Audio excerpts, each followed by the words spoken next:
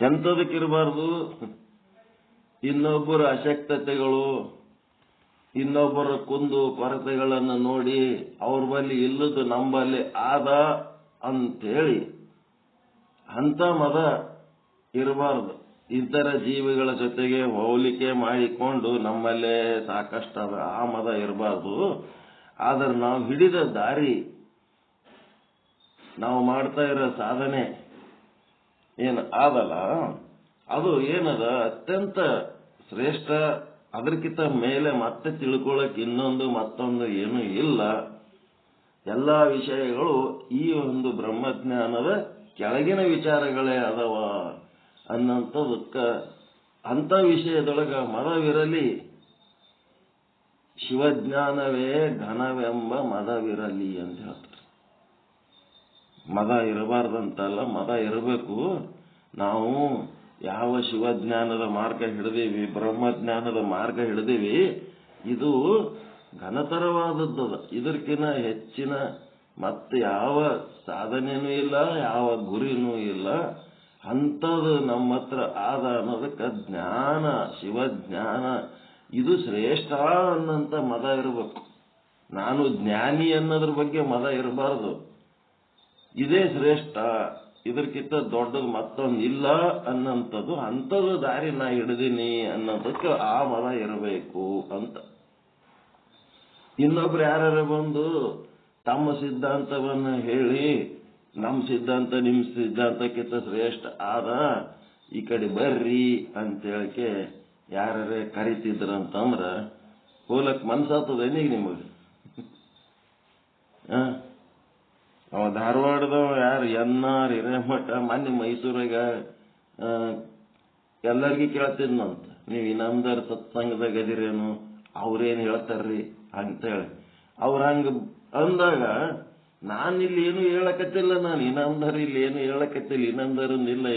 ಇಲ್ಲೇನದ ಸಾಧು ನಿಶ್ಚಲ್ ದಾಸರ ಜ್ಞಾನ ಅಲ್ಲೇನದ ಇಲ್ಲಿ ಹೇಳಕತ್ತಿದತ್ನಾಗ ಇದನ್ನ ಸರಿಯಾಗಿ ನಿಮಗ ಮನವರಿಕೆ ಆದ್ಮೇಲೆ ಈಗ ನಾ ಹೇಳ್ತೀನಿ ಬರ್ರಿ ಅಂತ ಹೇಳಕ್ಕೆ ಅವ್ರೇನಾರ ಕರೆದ್ರೆ ಹೋಲಕ್ ಆಗ್ತದೆ ಈಗ ನಿಮಗೆ ಮನಸ್ಸಲ್ಲಿ ಆಗ್ತದೇನ್ರಿ? ಆ ದೇವೇಂದ್ರಯ್ಯ ಅವು ಅರ್ಧ ಸುಟ್ಟು ಗಡಿಗೆಗಳು ಅವೆಲ್ಲ. ಅವು ಏನಂತಂದ್ರೆ ಪೂರ ತಿಳ್ಕೊಳ್ಳಿಲ್ಲ, ಏನು ಇಲ್ಲ. ಎನ್ನಾರ್ ಹಿರೇಮಠ ಅಂತ ಹೇಳಕ್ಕೆ ಬೆನ್ನತ್ತಿ ಹೋದ್ರ ಈ ರೀತಿ ಅಲ್ಟಿಮೇಟ್ ಜ್ಞಾನದ್ದು ಅವ್ರಿಗೆ ಗೊತ್ತಾಯ್ತೇನು?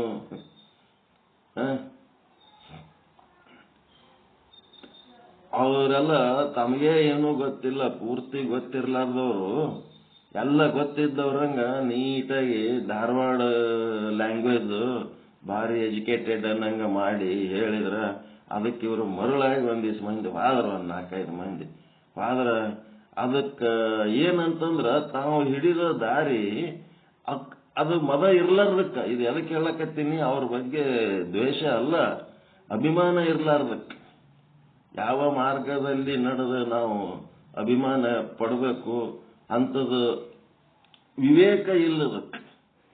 ಅವಿವೇಕತನಕ್ಕೆ ಏನಾಗ್ಬಿಡ್ತದ, ಯಾವುದು ಶ್ರೇಷ್ಠ ಯಾವುದು ಕನಿಷ್ಠ ಅನ್ನೋದು ತಿಳಿಲಾರ್ದಕ್ಕೆ ಏನಾಗ್ತದ, ದಾರಿ ತಪ್ಪಿ ಬಿಡ್ತದೆ. ಅದಕ್ಕೆ ಮದ ಅನ್ನೋದು ನಿಮ್ಮೊಳಗ ಗಟ್ಟಿಮುಟ್ಟಾಗಿ ಇಲ್ಲಿ ಏನ್ ನಡೆದದ, ಈ ಶಿವಜ್ಞಾನನೇ ಶ್ರೇಷ್ಠ, ಈ ಮಾರ್ಗದೊಳಗೆ ನಾವಿದ್ದು ನಾವು ಇದ್ರೊಳಗೆ ಗ್ಯಾರಂಟಿ ಮುಂದುವರಿತೀವಿ ಅನ್ನಂತ ನಿಮಗ ವಿಶ್ವಾಸ ಉಂಟಾದ್ಮೇಲೆ ಅದೇ ಮದ. ಇದಕ್ಕಿನ್ನ ಮತ್ತಿನ್ನೊಂದು ಏನೋ ಆದ ಅಂತೇಳಿ ಇನ್ನೊಂದ್ ಕಡೆ ಹೋಗಿ ಅಲ್ಲಿ ಬಾಯಿ ತೆರ್ಕೊಂಡು ಕುಂದ್ರಂಥದ್ದು ಏನಾರ ಅವಶ್ಯಕತೆ ಆದೇನು ನಿಮಗ? ಗಪ್ಪ ಕೂತ್ರಿ ಏನ್ ಮಾಡ್ಬೇಕ? ಗಪ್ಪ ಕೂತ್ರಿ ಏನ್ ಮಾಡ್ಬೇಕು ಹೇಳ? ನಿಮಗ್ ಪ್ರಶ್ನೆ ಕೇಳಿದತ್ನ ನೀವು ಸುಮ್ ಗಪ್ಪ ಕೂತ್ರಿ ಏನ್ ಹೇಳ್ಬೇಕು ಹೇಳ? ಇನ್ನೊಬ್ಬ ಯಾವನೋ ಕರೆದ, ಇದಕ್ಕಿಂತ ಹೆಚ್ಚಿನ ನಾ ಹೇಳ್ತೀನಿ ಬರ್ರಿ ಅಂತೇಳಿ, ಹೆಚ್ಚಿಂದ ಏನಾದ ಅಂತೇಳಿ ಕರಿತಾನ. ಹೆಚ್ಚಿಂದ ಏನದ ಅಂತ ಏನ್ ಹೇಳಿದ್ರು ಇಲ್ಲಿ ಹೇಳಿದಂತದೇ ಹೇಳ್ಬೇಕು. ಇನ್ನೊಬ್ಬ ಇಂಥದ್ದು ಯಾರು ಹೇಳ್ತಾರ ಅಂತವ್ರಿಗೆ ಎಲ್ಲರ ಕಾಲಿಗೆ ನಾವು ಮೊದಲೇ ನಮಸ್ಕಾರ ಮಾಡ್ತೀವಿ.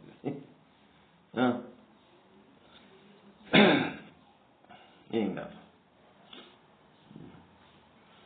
ಅದಕ್ಕೆ ಮದ ಇರ್ಬೇಕಾ ಇರಬಾರ್ದ?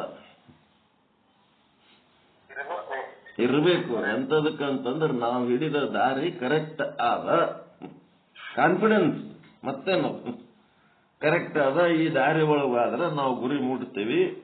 ನಮಗ್ ಸಿಕ್ಕ ಶಾಸ್ತ್ರ, ನಮಗ ತಿಳಿಸಿ ಹೇಳುವಂತ ಗುರು ನಮ್ಮ ಸ್ವಭಾವ, ನಮ್ಮ ಬುದ್ಧಿಮಟ್ಟಕ್ಕೆ ಕರೆಕ್ಟ್ ಮ್ಯಾಚಿಂಗ್ ಆದ ಅನ್ನಂಥದ್ದು ಒಳಗ ಸೆಟ್ ಆಯ್ತಂದ್ರ ಅಂತ ಮದ ಇರ್ಬೇಕು. ಆ ಮದ ಇತ್ತು ಅಂತಂದ್ರ ಇನ್ನೊಬ್ಬರ ಕಡೆ ಕಿವಿ ಹಾಕಲ್ಲ, ಇನ್ನೊಬ್ಬರ ಕಡೆ ತಲೆ ಹಾಕಂಗಿಲ್ಲ. ಇದ್ರಾಗೆ ಮುಂದುವರ್ಕೊಂಡು ಹೋಗ್ತಾವ. ಅದೇ ಇರ್ಲಿಲ್ಲ ಮೂಲದಲ್ಲಿ, ಅದು ಇರ್ಲಿಲ್ಲ ಅಂತಂದ್ರ ಇನ್ನ ಅಲ್ಲೇನದೋ ಇಲ್ಲೇನದೋ ಇಲ್ಲೇನದೋ ಅಲ್ಲೇನದೋ ಅಂತೇಳಿ ಇನ್ನ ಹುಡುಕಾಟ ನಡೆದತ್. ಈ ಹುಡುಕಾಟ ನಡೆದತ್ನಾಗ ಇದೇನದ ಅಂತಂದ್ರ ಸಂಶಯ ಅಂತ, ದ್ವಿಕೋಟಿ ಅಂತಂದ್ರ ಅದನ್ನೂ ಶ್ರೇಷ್ಠ ಇದನ್ನೂ ಶ್ರೇಷ್ಠ ಅನ್ನೋಂಥದ್ದು ಒಬ್ಬೊಬ್ರು ಸ್ವಭಾವ ಇರ್ತದೆ. ಅವರು ಅದೇ ಹೇಳ್ತಾರ, ಇವರು ಅದೇ ಹೇಳ್ತಾರ, ಅಲ್ಲಿನೂ ಅದೇ ಅದ ಇಲ್ಲಿನೂ ಅದೇ, ಎರಡೂ ಕಡೆ ಅದೇ ಅಂತೇಳಿ ಎರಡನ್ನ ಶ್ರೇಷ್ಠ ಮಾಡ್ಕೊಂಡು ವಾದರು ಅಂತಂದ್ರ ಅದೇನಾಗ್ಬಿಡ್ತದ, ಆ ಕಡೆ ಹತ್ತಲ್ಲ ಈ ಕಡೆ ಹತ್ತಲ್ಲ. ತಾನು ಯಾವ ಮಾರ್ಗ ಹಿಡ್ಕೊಂಡು ಹೋಗ್ಲಕತ್ತನ ತನ್ನ ಮಾರ್ಗ ತನಗೆ ಶ್ರೇಷ್ಠ. ಇಲ್ಲಿ ಇನ್ನೊಂದರು ಹೇಳಿದ್ದು ಮುಖ್ಯ ಅಲ್ಲ, ಇನ್ನೊಬ್ರು ಹೇಳಿದ್ದು ಮುಖ್ಯ ಅಲ್ಲ. ನನ್ನ ಮಾತುಗಳು ಕೇಳಿ ನಿಮ್ಮನ್ನ ನನ್ನ ಮಾರ್ಗದಾಗ ನಡಿ ಅಂತ ಹೇಳಲ್ಲ, ನಿಮ್ಮದೇ ಆದ ಒಂದು ಮಾರ್ಗ ಮಾಡ್ಕೊಂಡು ನಿಮ್ಮ ಮಾರ್ಗದಾಗ ನೀವು ನಡಿಬೇಕು. ಗೊತ್ತಾಯ್ತಾ? ಯಾರು ಹೇಳ್ತಾರ ಅವ್ರ ಮಾರ್ಗದೊಳಗ ಅವ್ರಂಗೆ ಕಾಪಿ ಮಾಡ್ಕೊಂಡು ಹೋದ್ರ ನೀವು ಕಳ್ಕೊಂಡು ಹೋಗ್ಬಿಡ್ತೀರಿ. ಈಗ ಜಗತ್ತಿನಾಗ ಮಾಡ್ಲಕತ್ತಿದ್ದು ಎಲ್ಲ ಒಟ್ಟು ಹಿಂಗೆ. ಗುರುಗಳು ಅಂತ ಹೇಳಕ್ಕೆ ತಮ್ಮದೇ ಒಂದೇನೋ ಹೇಳ್ಕೊತ ಹೋಗಿ ಅವ್ರ ಮಾರ್ಗದಾಗ ಇವರಿಗೆ ಫಾಲೋವರ್ ಮಾಡ್ಕೊಂಡ್ ಬಿಡ್ತಾರಲ್ಲ, ಅವ್ರ ಮುಂದೆ ಎಲ್ಲೋ ಹೋಗಿ ಹೆಂಡಿ ತಿನ್ನ ಕೆಲಸ ಮಾಡಿಬಿಡ್ತಾರ. ಅವ್ರ ಬೆನ್ನ ಹತ್ತಿ ಆದವ್ರೆಲ್ಲರೂ ಹಲ್ಲು ಬಿಡ್ಕೋತಾರ. ಅದಕ್ಕೆ ಹೆಂಗಿರ್ಬೇಕು? ಯಾರದರೆ ಮಾತು ಕೇಳ್ರಿ, ಎಲ್ಲರೇ ಓದ್ರಿ, ಏನರೇ ಓದ್ರಿ, ಆದ್ರೆ ನಿಮ್ಮದೇ ಆದ ಒಂದು ಸ್ವಂತ ಮಾರ್ಗ ಇರ್ಬೇಕು. ನಿಮ್ಮದೇ ಆದ ಒಂದು ಸ್ವಯಂ ಚಾಲಿತವಾದಂತ ಹೆಜ್ಜೆಗಳಿರ್ಬೇಕು. ನಿಮ್ಮ ಸ್ವಂತದ ಹೆಜ್ಜೆ ಇರ್ಬೇಕು. ಇನ್ನೊಬ್ಬರ ಹೆಜ್ಜೆ ನೋಡಿ ನಾವು ಹೆಜ್ಜೆ ಇಡೋದಿಲ್ಲ. ನಿಮ್ಮ ಸ್ವಂತ ಹೆಜ್ಜೆ ಇರ್ಬೇಕು, ನಿಮ್ಮ ಸ್ವಂತ ಮಾರ್ಗ ಇರ್ಬೇಕು, ನಿಮ್ಗೆ ಸ್ವಂತ ಬುದ್ಧಿ ಇರ್ಬೇಕು, ನಿಮ್ಮ ಸ್ವಂತ ಆಲೋಚನೆಗಳಿರ್ಬೇಕು, ನಿಮ್ಮ ಸ್ವಂತ ವಿಚಾರ ಇರ್ಬೇಕು. ಹಾಗಿತ್ತು ಅಂತಂದ್ರೆ ಏನಾಗ್ತದ? ನಿಮ್ಮ ವಿಚಾರದ ಬಗ್ಗೆ ನಿಮಗೆ ಅಹಂಕಾರ ಇರ್ಬೇಕಾ ಬೇಡ? ನಿಮ್ಮ ಒಂದು ದಾರಿ ಏನ್ ಹಿಡ್ಕೊಂಡು ಹೋಗ್ಲಕತ್ತೀನಿ, ನನ್ನ ಕರೆಕ್ಟ್ ಅದಪ್ಪ, ನನಗೆ ಸುಖ ಸಿಕ್ಕದ, ನನಗೆ ನೆಮ್ಮದಿ ಸಿಕ್ಕದ, ಇದರಿಂದ ನನಗೆ ನೆಮ್ಮದಿ ಹೆಚ್ಚಾಗ್ತದ, ಮತ್ತು ನನ್ನ ಗುರಿ ತಲುಪ್ತೀನಿ ಅನ್ನೋಂಥ ವಿಶ್ವಾಸ ನನಗಾದ ಅಂತೇಳಿ ನಿಮ್ಮ ದಾರಿಯ ಬಗ್ಗೆ ನಿಮಗ ಮದ ಇರಬೇಕು. ನಿಮ್ಮ ದಾರಿಯಾಗ ನೀವು ಮದ ಇರಲಿ, ಆದ್ರೆ ಇನ್ನೊಬ್ಬರು ಹಿಡಿದ ದಾರಿ ಸರಿಗಿಲ್ಲ, ಇನ್ನೊಬ್ಬ ಗುರು ಚಲೋ ಇಲ್ಲ, ಇನ್ನೊಂದು ಶಾಸ್ತ್ರ ಚಲೋ ಇಲ್ಲ, 70 ವರ್ಷ 80 ವರ್ಷ ವಯಸ್ಸಾದ್ರೂ ಯಾರ್ಯಾರ ಬಗ್ಗೆ ಏನೇನಾರೇ ಕಮೆಂಟ್ ಮಾಡ್ಕೋತ ಓಡಾಡ್ತಾರ ಅಂತಂದಾಗ ಅವ್ರಿಗೆ ತಮ್ಮ ದಾರಿನೇ ತಮಗೆ ಸಿಕ್ಕಿರಲ್ಲ ಅಂತದ ಲೆಕ್ಕ. ತಮ್ಮ ದಾರಿ ತಮಗೆ ಯಾರಿಗೆ ಸಿಗುತ್ತದ ಅವ್ರೇನ್ ಮಾಡ್ತಾರ, ಇನ್ನೊಂದು ದಾರಿ ಬಗ್ಗೆ ತಲೆ ಕೆಡಿಸ್ಕೊಳಕ್ ಹೋಗಂಗಿಲ್ಲ. ತಿಳಿತ್ರ? ನಿಮ್ಮ ದಾರಿ ನಿಮಗೆ ಸಿಕ್ತಂತಂದ್ರ ನಿಮ್ಮ ದಾರಿ ನೀವು ಸಾಧನೆ ಮಾಡ್ಕೊತಿರ್ತೀರಿ. ಇನ್ನೊಬ್ರು ಯಾವ ದಾರಿಯಾಗದಾರ, ಯಾರ ಕಡೆ ಹೋಗ್ತಾರ ಅಂತವೆಲ್ಲ ಚಿಲ್ಲರ್ ಬುದ್ಧಿ ಯಾರು ತೋರಿಸ್ಲಕ್ ಸಾಧ್ಯನೇ ಇಲ್ಲ. ಸಣ್ಣತನ ಅದು ಇನ್ನೊಬ್ಬರ ದಾರಿ, ಇನ್ನೊಬ್ಬರ ವಿಚಾರಗಳು ಮಾಡೋದು. ಕ್ಷುಲ್ಲಕ ಬುದ್ಧಿ ಅಂತಾರ. ಇಡೀ ವಯಸ್ಸು ಆಯುಷ್ಯನೇ ಬರೀ ಕ್ಷುಲ್ಲಕತನದಾಗ ಹೋಯ್ತು ಅಂತಂದ್ರ ಮುಂದೆ ಹೆಂಗ ಸಾಧನೆ? ಅವ್ರ ಜನ್ಮ ಸಾರ್ಥಕ ಹೆಂಗ ಆಗ್ಬೇಕು? ಅದಕ್ಕೆ ಏನಾಯ್ತು, ಒಂದು ಚಲೋ ಗುರು ಸಿಕ್ಕಿಲ್ಲ ಅಂತಂದ್ರ ಎಂತ ಗುರು? ತಮ್ಮ ಒಳಗಿನ ಅರಿವು ಎಂಬ ಗುರು ಸಿಗ್ಲಾರ್ದಕ್ಕ ದಾರಿ ತಪ್ಪಿ ಬಿಡ್ತಾರ. ಒಳಗೆಲ್ಲ ಶಕ್ತಿ ಸಾಮರ್ಥ್ಯಗಳು ಇಲ್ಲಂದ್ರೂ ಏನೋ ಸಿದ್ಧಿ ಮಾಡಿ ಶುದ್ಧಿ ಮಾಡಿ ಪಡ್ಕೋತಾರ. ಆದ್ರೆ ಇವರೆಲ್ಲ ಏನು ಇನ್ನೊಬ್ಬರ ದಾರಿ ಬಗ್ಗೆ ಪ್ರಶ್ನೆ ಕೇಳ್ಕೋತ ಇನ್ನೊಬ್ಬರಿಗೆ ಕೀಳು ಮಾಡಿ ತಾನೇ ಮೇಲ್ ಮಾಡಿ ಹೋಗೋರೆಲ್ಲ ಇವರೆಲ್ಲ ತಾರಕಾಕ್ಷ, ಕಮಲಾಕ್ಷ, ವಿದ್ಯುನ್ಮಾಲಿ, ಮತ್ತೆ ಹಿರಣ್ಯಕಶ್ಯಪ, ಭಸ್ಮಾಸುರ ಇವರೆಲ್ಲರೂ ಏನದಾರ ಅವಾಗೇ ಇದ್ರಂತಲ್ಲ, ಇವ್ರನ್ನು ಈಗನೂ ಅದರ. ಇನ್ನೊಬ್ಬರ ಬಗ್ಗೆ ತಲೆ ಕೆಡಿಸ್ಕೊಂಡು ಇನ್ನೊಬ್ಬರ ತಲೆಯಾಗ ಹುಳ ಬಿಡೋಂತ ರಾಕ್ಷಸರು ಈಗನೂ ಅದರ. ರಾಕ್ಷಸರು ಬೆನ್ನ ಹತ್ತಿದವ್ರು ಏನ್ ಪಡ್ಕೋಬೇಕು? ರಾಕ್ಷಸರು ಬೆನ್ನ ಹತ್ತಿದವ್ರು ಏನ್ ಪಡ್ಕೋತಾರ?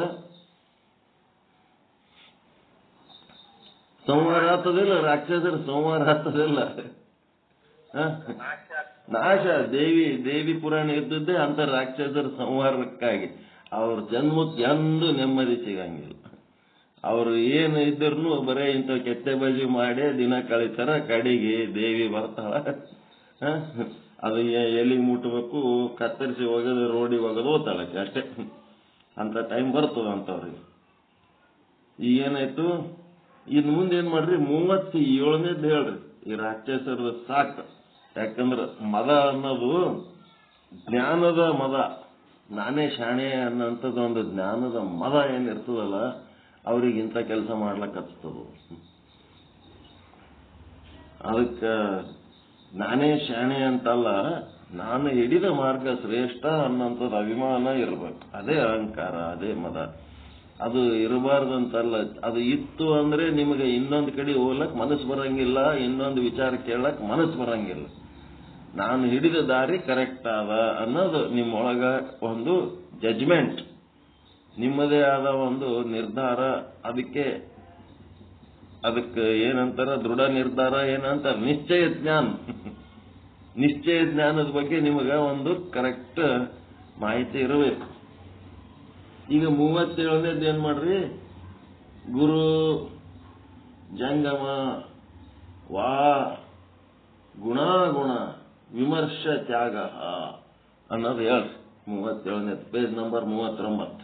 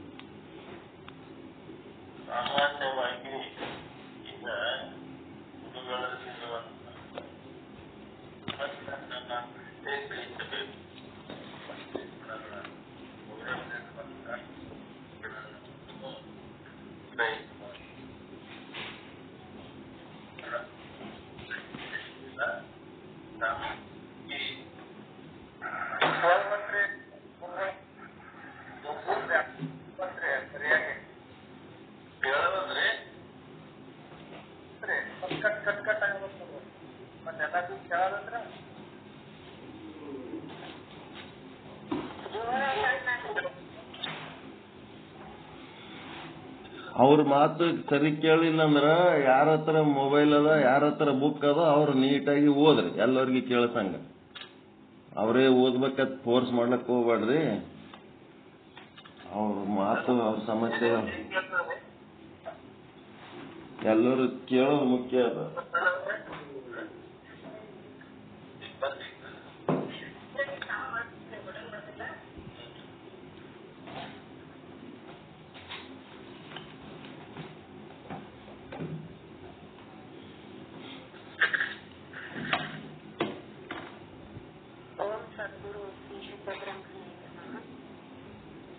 37 ಗುರೌ ಜಂಗಮೇ ವಾಕ್ ಗುಣಾಗುಣ ವಿಮರ್ಶ ತ್ಯಾಗದ ಅಂದ್ರ ಮತ್ತು ಜಂಗಮರಲ್ಲಿನ ಗುಣ ಅವಗುಣಗಳ ವಿಮರ್ಶೆಯನ್ನ ಮಾಡದಿರುವುದು. ಗುರು ಮತ್ತು ಜಂಗಮರಲ್ಲಿನ ಗುಣ ಅವಗುಣಗಳ ವಿಮರ್ಶೆಯನ್ನ ಮಾಡದಿರುವುದು ಇದು ಸಹ ಮನಸ್ಸಿನ ಒಂದು ಶೀಲವಾಗಿರುತ್ತದೆ. ಸಾಮಾನ್ಯವಾಗಿ ಪರರ ದೋಷಗಳನ್ನ ಪರಿಗಣಿಸುವುದು ಮನುಷ್ಯನ ಸ್ವಭಾವ ಆಗುತ್ತದೆ. ಪರರ ದೋಷಗಳನ್ನು ಪರಿಗಣಿಸುವುದು ಮನುಷ್ಯನ ಸ್ವಭಾವ.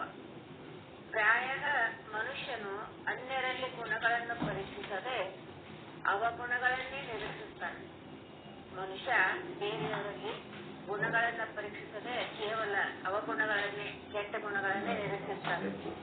ಪ್ರತಿಯೊಬ್ಬ ಮನುಷ್ಯನಲ್ಲಿ ಗುಣ ಹಾಗೂ ಅವಗುಣಗಳು ಕಡಿಮೆ ಹಾಗೂ ಹೆಚ್ಚು ಪ್ರಮಾಣದಲ್ಲಿ ಇರುವುದು.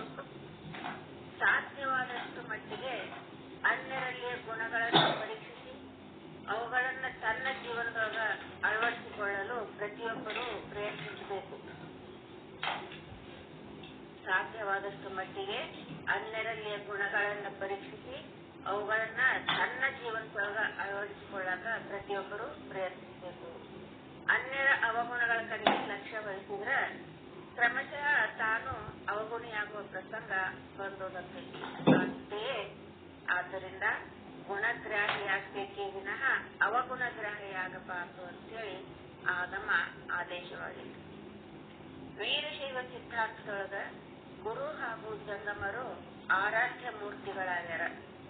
ವೀರಶೈವ ಸಿದ್ಧಾಂತದೊಳಗ ಗುರು ಹಾಗೂ ಜಂಗಮರು ಆರಾಧ್ಯ ಮೂರ್ತಿಗಳಾಗಿದ್ದಾರೆ. ಅಕಸ್ಮಾತ್ ಅವರಲ್ಲಿ ಯಾವುದೊಂದು ಅವಗುಣ ಕಂಡ್ರೂ ಅದನ್ನ ಲಕ್ಷಿಸದೆ ದುರ್ಲಕ್ಷಿಸಿ ಅವರಲ್ಲಿಯ ಅನ್ಯ ಸದ್ಗುಣಗಳನ್ನ ಅನುಲಕ್ಷಿಸಿ ಅವುಗಳನ್ನ ತನ್ನ ಜೀವನದೊಳಗ ಅಳವಡಿಸಿಕೊಳ್ಬೇಕು.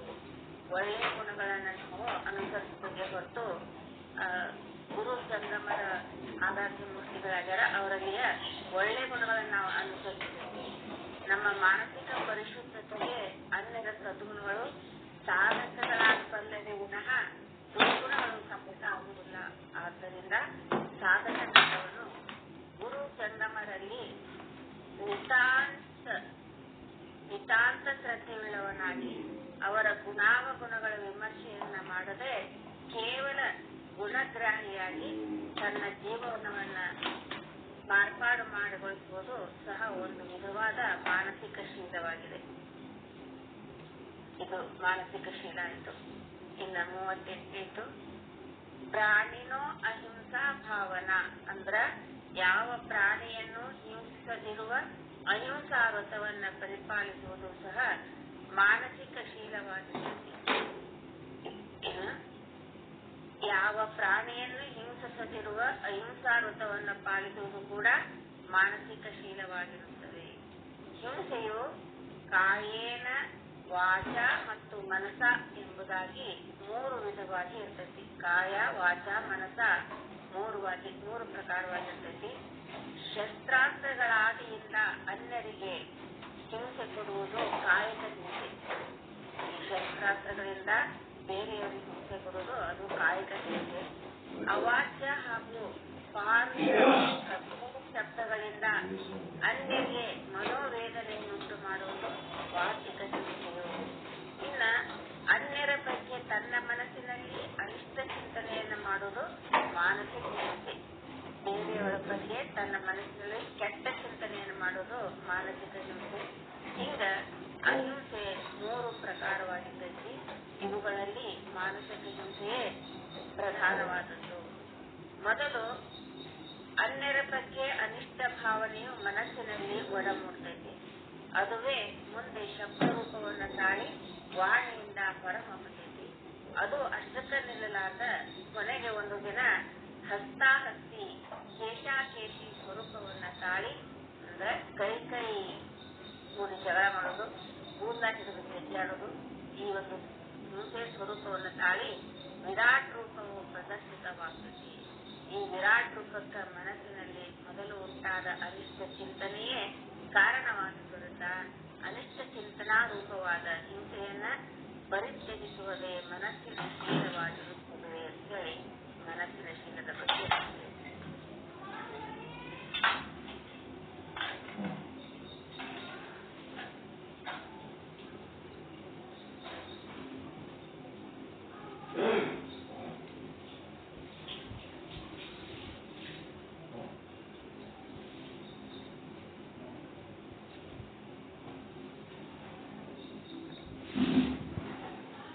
ಏನಾಯ್ತ್ರಿ? ಬುಕ್ ಬಿಟ್ಟು ಹೇಳ್ರಿ. ಬುಕ್ ಬಿಟ್ಟು ಇದ್ರ ಮೇಲೆ ಏನಾಯ್ತು ಹೇಳ್ರಿ. ಗುರು ಜಂಗಮರ ಬಗ್ಗೆ ಏನ್ ಹೇಳಿದ್ರು, ಅಹಿಂಸಾ ಬಗ್ಗೆ ಏನ್ ಹೇಳಿದ್ರು, ಬುಕ್ ಬಿಟ್ಟು ನೀವೇನ್ ತಿಳ್ಕೊಂಡ್ರಿ ಹೇಳ್ರಿ. ಜಂಗಮರಲ್ಲಿ ನಾವು ಅವ್ರ ಎಂತ ಗುಣಗಳ ಉಳ್ಳವರದಾರಂತ ವಿಮರ್ಶೆ ಮಾಡಕ್ ಹೋಗಬಾರ್ದು. ಸಾಮಾನ್ಯವಾಗಿ ಎಲ್ಲರ ದೋಷಗಳನ್ನ ನಾವು ಪರಿಗಣಿಸುವ ಹೊರತು ಒಳ್ಳೆಯ ಗುಣಗಳನ್ನ ನೋಡುವುದಿಲ್ಲ. ಮನುಷ್ಯನ ಸ್ವಭಾವ. ಈ ನಾವು ಗುರು ಜಂಗಮರಲ್ಲಿ ಒಳ್ಳೆಯ ಗುಣಗಳನ್ನ ನಾವು ಅನುಸರಿಸಬೇಕು ಹೊರತು ಅವರಲ್ಲಿ ಕೆಟ್ಟ ಗುಣಗಳನ್ನ ನಾವು ನೋಡಕ್ ಹೋಗಬಾರ್ದು.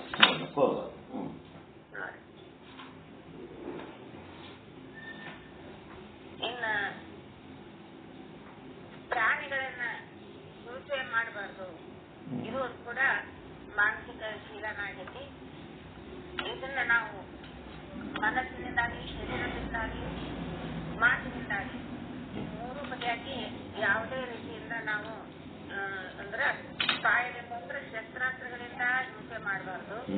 ವಾಚಾಗ ನಾವು ಕೆಟ್ಟ ವಚನಗಳನ್ನ ನುಡಿಯೋದ್ರಿಂದ ಒಬ್ಬರ ಮನಸ್ಸಿಗೆ ಇದನ್ನ ತೊಂದರೆ ಕೊಡಬಾರ್ದು, ಹಿಂಸೆ ಮಾಡಬಾರ್ದು. ಮತ್ತ ಮನಸ್ಸಿನಿಂದ ಕೆಟ್ಟ ವಿಚಾರಗಳನ್ನು, ಬೇರೆಯವ್ರ ಬಗ್ಗೆ ಕೆಟ್ಟ ವಿಚಾರಗಳನ್ನು ಮಾಡಬಾರ್ದು. ಕಾಯ ವಾಚ ಮನಸ್ಸ ಹಿಂಸೆ ಮಾಡಬಾರ್ದು. ಇದ್ರೊಳಗ ಮಾನಸಿಕ ಹಿಂಸೆನೆ ಮೊದ್ಲು ಪ್ರಥಮವಾಗೈತಿ. ಮೊದ್ಲ ಮಾನಸಿಕವಾಗಿ ಹಿಂಸೆ ಕೊಡೋದಕ್ ಮುಂದ ಅದು ನಮ್ಮ ಮಾತಿನಿಂದ ಬರ್ತೈತಿ. ಮನಸ್ಸಿನೊಳಗೆ ಬಿಟ್ಟು ಮಾತಿನಿಂದ ಬರ್ತೈತಿ. ಆ ಮಾತಿನಿಂದ ಅದು ಶರೀರಕ್ಕೆ ಹೋಗಿ ಕೈ ಹಿಡಿತಾರ, ಜಗಳ ಮಾಡ್ತಾರ, ಕಡಿಗೆ ಕೂದಲ ಹಿಡಿದು ಜಗ್ಗಿ ಹಾಕ್ತಾರ. ಹಿಂಗ ಮನಸ್ಸಿನ ಒಂದು ಹಿಂಸೆನೆ ಅದ್ರೆ ಮುಂದ ಕಾಯಿಕ ಹಿಂಸೆ ಮತ್ತು ಮಾನಸಿಕ ಹಿಂಸೆಯಿಂದನೇ ಕಾಯಿಕ ಹಿಂಸೆನೂ ಆಗತಿ. ಹಿಂಗ ಆ ಮಾನಸಿಕ ಹಿಂಸೆನೆ ಮೂಲ ಕಾರಣ ಆಗೈತೆ ಅಂತ ತಿಳಿಸ್ಬೋದು. ಒಂದು ಯುದ್ಧ ನಡಿಬೇಕಾದ್ರ ಒಂದೇ ಸಲಕ್ಕೆ ರಣರಂಗದೊಳಗ ಮದ್ದು ಗುಂಡು ತಗೊಂಡು ಸೈನಿಕರು ಬಂದು ಯುದ್ಧ ಮಾಡಂಗಿಲ್ಲ. ಆ ಯುದ್ಧ ಎಲ್ಲಿ ಶುರು ಆಗ್ತದ? ಮೊದಲ ಮನಸ್ಸಿನೊಳಗೆ ಯುದ್ಧ ಸ್ಟಾರ್ಟ್ ಆಗ್ತದ. ಮನಸ್ಸಿನೊಳಗೆ ಯುದ್ಧ ಸ್ಟಾರ್ಟ್ ಆಗಿ ಆಮೇಲೆ ಅದು ಯುದ್ಧ ಹೊರಗೆ ರಣರಂಗಕ್ಕೆ ಬರ್ತದ. ಅದಕ್ಕೆ ಯುದ್ಧ ಎಲ್ಲಿ ಆರಂಭ ಆಗ್ತದ? ಮೊದಲು ಅಂತರಂಗದಲ್ಲಿ ಆರಂಭ ಆಗ್ತದೆ ಯುದ್ಧ. ಅದು ಎದ್ರಾಗ ಮುಗಿತದ? ರಣರಂಗದಾಗ ಮುಗಿತದ. ಅದಕ್ಕೆ ರಣರಂಗಕ್ಕೆ ಹೋಗೋದ್ರಾಗೆ ಅದನ್ನ ನಿಯಂತ್ರಣ ಮಾಡಿ ಆ ಯುದ್ಧದಿಂದ ಏನು ಸುಖ ಇಲ್ಲ, ಕಷ್ಟ ನಷ್ಟ ಅಪಮಾನ ಹಿಂಸೆನೇ ಬಹಳ ಆದ ಅಂತೇಳಿ ಏನ್ ಮಾಡ್ಬೇಕು? ತಿಳ್ಕೊಂಡು ಅದರದ್ದು ತಿಳಿಲಾರ್ದವ್ರು ಗುದ್ದಾಡ್ಲಕ್ ಹೋಗ್ತಾರ. ತಿಳ್ಕೊಂಡವರು ಅದರಿಂದ ಹಿಂದಕ್ಕೆ ಸರ್ಕೋತಾರ. ಹಿಂಗದ.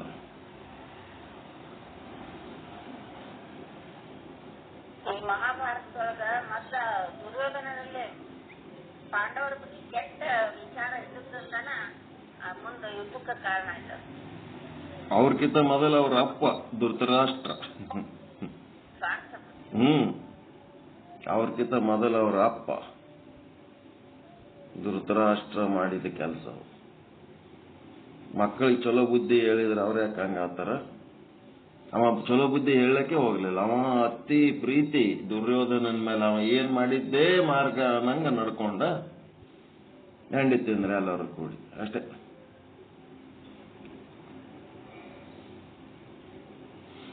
ಓಕೆ. ಗುರು ಜಂಗಮರಲ್ಲಿ ಏನ್ ಮಾಡಬಾರ್ದು? ಈಗ ನಿಮ್ಮಂಗೆ ನಾವು, ನಮ್ಮಂಗೆ ನೀವು ಅಂತ ನಾ ಯಾಕೆ ಹೇಳ್ತಿರ್ತೀನಿ ಅಂತಂದ್ರ, ಎಲ್ಲ ಮನುಷ್ಯರು, ನಾವು ಮನುಷ್ಯರೇ, ನೀವು ಮನುಷ್ಯರೇ. ನಮ್ಮಲ್ಲಿರೋ ಸ್ವಭಾವ ನಿಮ್ಮಲ್ಲಿರ್ತಾವ, ನಿಮ್ಮಲ್ಲಿರೋ ಸ್ವಭಾವ ನಮ್ಮಲ್ಲಿರ್ತಾವ. ಹಿಂಗಿದ್ದತ್ನಾಗ ವ್ಯತ್ಯಾಸ ನಮಗೂ ನಿಮಗೂ ವ್ಯತ್ಯಾಸ ಎದರಾಗದ ಅಂತಂದ್ರ, ಈಗ ತಿಳ್ಕೊಂಡು ತಿಳಿಸಿ ಹೇಳುವಂತ ಒಂದು ಸಾಮರ್ಥ್ಯ, ಒಂದು ಕೌಶಲ್ಯ ಏನಾದಲ್ಲ, ಅದು ನಿಮಗೆ ಕಾಳಜಿ ಮಾಡಿ ಹೇಳಕತ್ತಾರೋ ಏನು ನಿಮಗೆ ದ್ವೇಷ ಮಾಡಿ ಸಿಟ್ಟಿಗೇರಿ ದ್ವೇಷದಿಂದ ಬೈಲಕತ್ತಾರೋ ಅಂತ ತಿಳ್ಕೊಬೇಕು. ನಿಮ್ಗೆ ಏನಾರ ಬೈದ್ರ ಸಾಧನೆ ಸರಿಗ ಆಗ್ತಾ ಇಲ್ಲ ಅಂತೇಳಿ ಕಾಳಜಿ, ಅದ್ರ ಬೈದಿದ್ರ ಹಿಂದೆ ಏನಿರ್ತದ? ನಿಮ್ಗೆ ಏನಾರ ಅಂದ್ರೆ ಅದ್ರ ಹಿಂದೆ ಏನಿರ್ತದ? ಚಲೋ ಮಾಡ್ತಾ ಇಲ್ಲ, ಚಲೋ ತಿಳ್ಕೊಳ್ತಾ ಇಲ್ಲ, ಚಲೋ ಮಾತಾಡ್ತಾ ಇಲ್ಲ, ಚಲೋ ಅಧ್ಯಯನ ಇಲ್ಲ, ಚಲೋ ಹೇಳ್ತಾ ಇಲ್ಲ, ಅದ್ರ ಕಾಳಜಿ, ಅದ್ರ ಸಲುವಾಗಿ ಬೈತಿರ್ತಾರೆ. ನಿಮ್ಮ ಮೇಲೆ ಏನ್ ದ್ವೇಷ ಇರ್ತದ? ಏನಿರ್ತದ? ನಿಮಗ್ ಬೈತಾರ ಅಂತ ಹೇಳ್ಕೆ ನೀವು ಅಂದ್ರಿ ಅಂತಂದ್ರ ಅದು ಮೂರ್ಖತನನೋ ಏನು ಶಾಣೆತನನೋ? ಜಾನರು ಮೂರ್ಖತನ. ಗುರುಗಳಾಗ್ಲಿ ಶಿಷ್ಯನಿಗೆ ಬೈಯೋದು, ತಂದೆ ಮಗನಿಗೆ ಬೈಯೋದು, ಗಂಡ ಮನೆಯಾಗ ಹೆಂಡತಿಗೆ ಬೈಯೋದು, ಹೆಂಡತಿಗೆ ಚಲೋ ಮಾತಿನಾಗ ಯಾವಾಗ ಅಲ್ಲಿ ಎಲ್ಲರೂ ಹೆಂಡ್ರು ಏನು ಜಗಳ ಮಾಡಿ ಬಡಿಬೇಕತ್ತೆ ತಂದಿರ್ತಾರ, ಏನು ಪ್ರೀತಿ ಮಾಡ್ಬೇಕತ್ತೆ ತಂದಿರ್ತಾರ ಅದ ಹೆಣ್ಣನ್ನು ಮನೆಗೆ ತಂದ ಮೇಲೆ ಅಲ್ಲಿ ನಡ್ಕೊಳ್ಳೋದ್ರಾಗ ಸ್ವಲ್ಪ ಚಲೋ ರೀತಿ ನಡ್ಕೊಳ್ಳೋದಕ್ಕ ಚಲೋ ಮಾತನ್ನ ಪ್ರೀತಿಲಿ ಅಂತ ಹೇಳಿರ್ತಾನ. ಪ್ರೀತಿಲಿ ಅಂತ ಹೇಳಿದಾಗ ಅದನ್ನ ಅಲಕ್ಷ್ಯ ಮಾಡಿ ಮುಂದೆ ಅವನು ಹೇಳಿದ್ರು ಇದು ಸರಿಗ ಒಳ್ಳೆ ಕೆಲಸನೇ ಹೇಳಿರ್ತಾನ, ಚಲೋ ಈ ಸಂಸಾರ ಚಲೋ ಆಗೋದ್ರ ಸಲುವಾಗಿಯೇ ಹೇಳಿರ್ತಾನ. ಆದ್ರೂ ಅದು ಕಿವ್ಯಾಗ ಹಾಕೊಳ್ಳಾರ್ದಂಗ ಅಲಕ್ಷ್ಯ ಮಾಡಿ ಮುಂದೆ ಮತ್ತೆ ಅದೇ ಮಾರಿ ತಂದ್ಕೊಂಡು ನಿಂತ ಅವ ಏನ್ ಮಾಡ್ತಾನ? ಪ್ರೀತಿಲಿ ಅಂತ ಹೇಳ್ದವ ಸೆಕೆಂಡ್ ಸ್ಟೆಪ್ನಾಗ ಏನ್ ಮಾಡ್ಬೇಕಾಗ್ತದ? ಪ್ರೀತಿಲಿ ಅಂತ ಹೇಳಿದ್ರೆ ಕೇಳಲಿಲ್ಲ ಅಂದ್ರೆ ಏನ್ ಮಾಡ್ಬೇಕಾಗ್ತದೆ? ಮತ್ತೆ ಬೈದ್ ಹೇಳ್ಬೇಕಾಗ್ತದ. ಬೈದ್ ಹೇಳಿದ್ರು ಕೇಳಲಿಲ್ಲ, ಮತ್ತೆ ಅದೇ ಬುದ್ಧಿ ನಡೆಸಿದ್ರೆ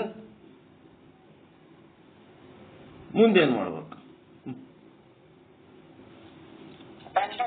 ಮತ್ತೆ ವಾದ್ಯ ಹೇಳ್ಬೇಕಾಗ್ತದ ಅಷ್ಟೇ.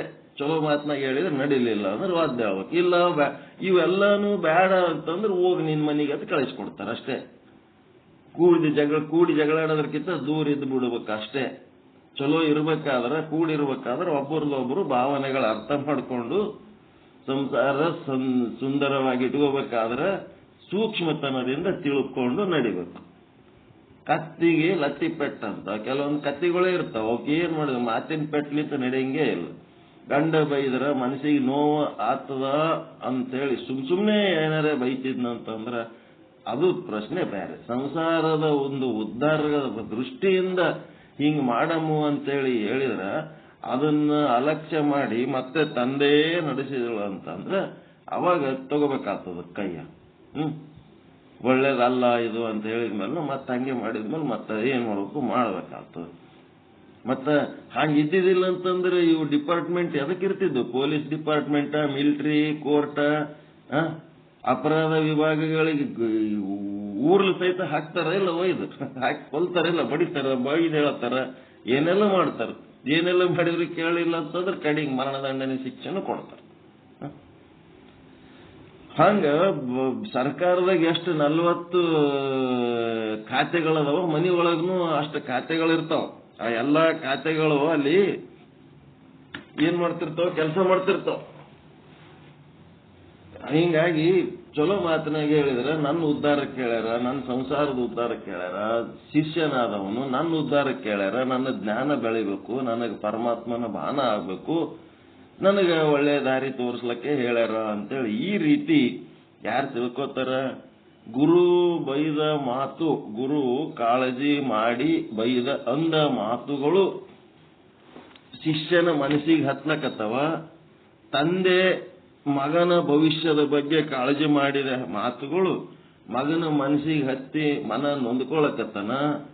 ಗಂಡ ಸಂಸಾರದ ವಿಷಯದಲ್ಲಿ ಒಳ್ಳೆ ದಾರಿ ಹೀಗಾಗಿ ಹೇಳಿದ ಮಾತುಗಳು ಅವು ಹೆಂಡತಿಗೆ ಮನಸ್ಸಿಗೆ ನೋವು ಹತ್ತಲಕತ್ತವ ಅಂತಂದ್ರ ಅವ್ ನೊಂದ್ಕೊಳಕತ್ತಾರ ಅಂದ್ರೆ ಅವರೊಳಗೆ ಶಿಷ್ಯತ್ವನೇ ಇಲ್ಲ,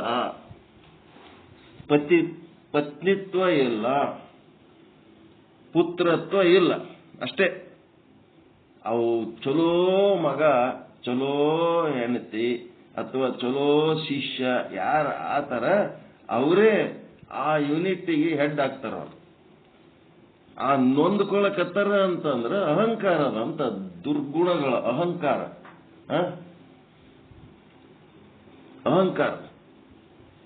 ಅದು ಅಹಂಕಾರ ಏನ್ ಮಾಡ್ತದ, ಅದು ನೊಂದ್ಕೋತದ.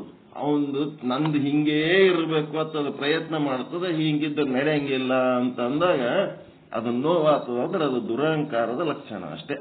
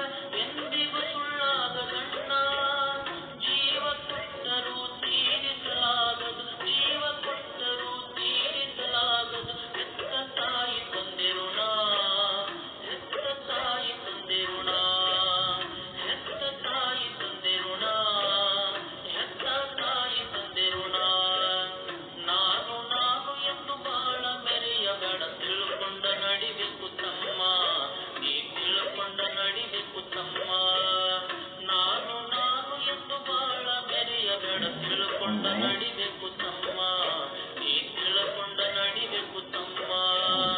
3 ದಿನದ ಈ ಜೀವನದಾಗ ಮಾಡಬೇಕು ದಾನ ಧರ್ಮ.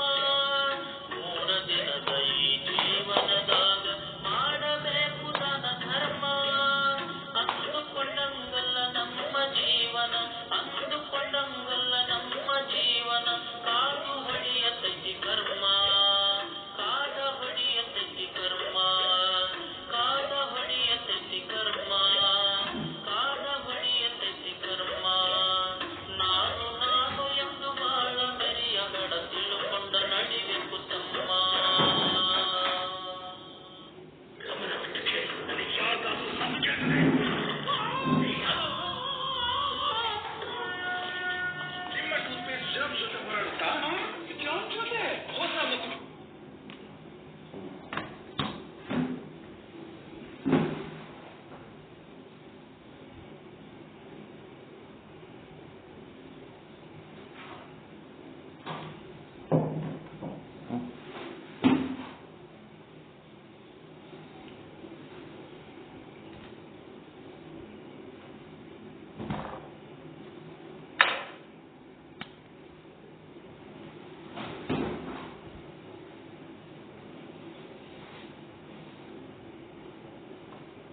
ಓಂ ಸದ್ಗುರು